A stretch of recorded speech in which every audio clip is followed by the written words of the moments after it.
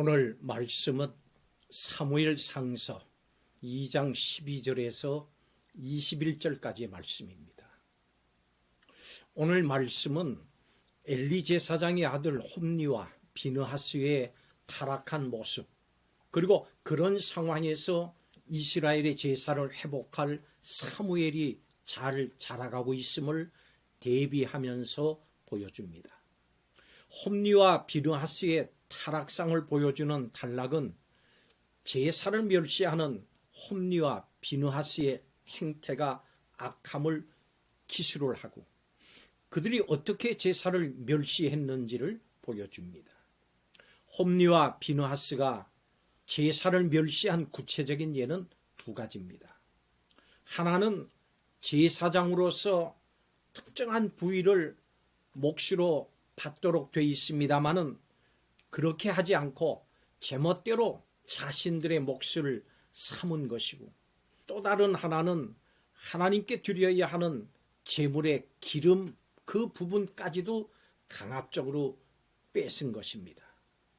비록 이스라엘의 제사 제도가 극심한 타락 가운데 있긴 했습니다마는 이를 회복할 사무엘이 잘하고 있어서 절망적이지만은 않았습니다. 그래서 오늘 본문 마지막에 사무엘은 여호와 앞에서 자라니라, 이렇게 희망 섞인 말씀을 주고 있습니다. 대단히 어두운 시대에도 하나님이 일으키시는 한 줄기 빛, 희망이 있습니다. 신실하신 하나님이 여전히 우리를 위해서 일하고 돌보시기에 우리는 소망을 노래할 수 있습니다. 이 시대에 우리의 희망이 무엇인지 오늘 말씀에서 함께 살펴보겠습니다. 첫째로 예배가 희망입니다. 신앙의 마지노선은 예배입니다. 예배가 무너지면 다 무너지기 때문에 예배는 시대를 분별하는 지표라 할 수가 있습니다. 엘리의 두 아들들과 사무엘이 가장 첨예하게 대조되는 지점도 바로 이 예배입니다. 이 둘을 대조하면서 오늘 본문은 누가 하나님의 사람인가를 묻습니다. 마찬가지로 오늘도 하나님은 우리의 예배가 온전한지를 물으십니다. 예배를 멸시하는 것은 하나님을 멸시하는 겁니다. 홈니와 비느하스는 예배를 우선순위로 두질 않았습니다. 그렇지만 한나는 예배를 우선순위로 두었습니다. 우리는 우리의 예배를 점검해 봐야 합니다. 혹시 예배를 귀찮아하진 않습니까? 예배의 감격과 기쁨이 사라지진 않았습니까?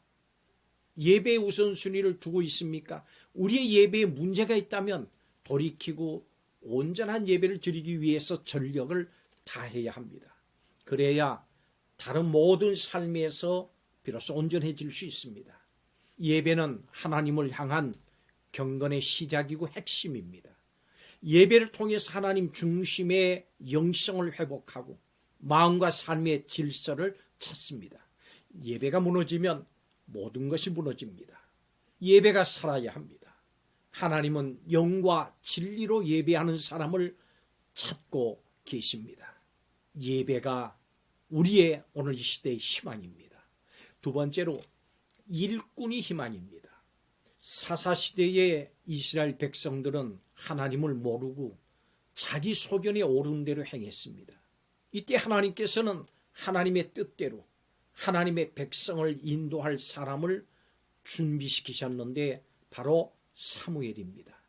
사무엘은 세마포 에봇을 입고 여호와 앞에 섬기는 유일한 제사장이었습니다.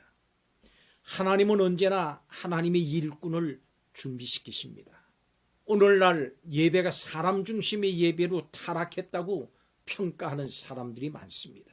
그렇다면 지금은 예배마저 흔들리고 있는 위기의 시대라고 할 수 있습니다.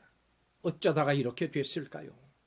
많은 사람이 이러저러한 대책과 처방을 제시를 합니다마는 쉽게 극복될 것 같지는 않습니다. 이제 필요한 것은 하나님의 은혜입니다. 하나님은 아무도 주목하지 않는 한 여인을 통해서 이스라엘 백성을 이끌 위대한 지도자가 태어나도록 하셨습니다. 바로 그 하나님이 이 시대를 위해서 그리고 교회를 위해서 사무엘 같은 일꾼을 준비하고 계심을 믿으십시오. 우리에게는 충성스럽고 신실한 주님의 일꾼들이 있습니다. 이것은 하나님이 여전히 일하고 역사하시는 지표입니다. 하나님은 결코 포기하지 않으십니다.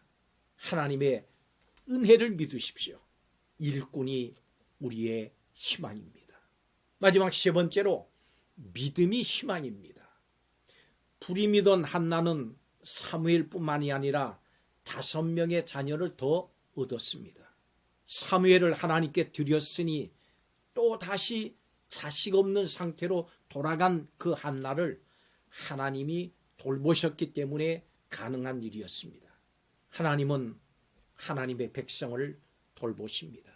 그분의 백성이 악해서 죄를 짓고 불순종하는 불임의 상태에 있다고 할지라도 하나님은 그들을 여전히 사랑하셔서 은혜를 베푸십니다. 그래서 불임이 타산으로 바뀌고 주저앉았던 죄인이 의의 일꾼으로 일어설 수 있습니다. 우리는 이런 자비로우신 분을 아버지로 하나님으로 믿기 때문에 희망이 있습니다. 믿음은 우리의 희망의 근거고 지표입니다. 인간으로서는 하나님의 역사를 다 알 수도 볼 수도 없습니다. 그렇지만 하나님의 사랑과 자비와 신실하심을 믿기 때문에 마치 보고 있는 것처럼 기뻐하고 소망합니다. 성도는 지금 이런 능력을 가지신 하나님의 통치와 돌보심 가운데 살고 있다고 하는 그 믿음과 확신을 가져야 합니다. 그리고 이 우리의 하나님께 감사하고 기뻐하며 예배하며 찬양을 드려야 합니다. 다시 한번 21절을 보면 아이 사무엘이 여호와 앞에서 자라니라 이렇게 말씀합니다. 이 문장이 모든 것을 말해줍니다. 여러분, 우리에게는 희망이 있습니다. 지금 세상은 사사시대 같은 혼돈과 엘리 제사장의 영적 어두움까지 더한 세상입니다마는 지금 우리 교회에서 사무엘들이 자라고 있습니다. 지금 우리 가정에서 사무엘이 태어나서 자라고 있습니다. 지금 우리 나라에서 사무엘이 자라고 있습니다. 하나님은 지금도 우리를 위해서 일하고 계십니다. 하나님께서 우리를 사랑하시고 우리에게 희망을 주십니다. 힘을 내십시오. 기도하겠습니다. 인간의 반역에도 불구하고 신실한 일꾼들을 일으키셔서 하나님의 백성들을 돌보시는 자비로우신 하나님을 찬양합니다. 이스라엘 신앙의 핵심무가 무너지는 그 가운데서도 새로운 일꾼을 일으키셔서 하나님의 백성을 돌이키고 돌보도록 준비시키시는 하나님께 감사드립니다. 세상이 아무리 암울하더라도 우리에게 주시는 사무엘의 시대를 기대하는 희망의 성도들, 희망의 교회가 되게 하여 주옵소서. 우리에게 희망을 주시는 예수 그리스도의 이름으로 기도하옵나이다. 아멘.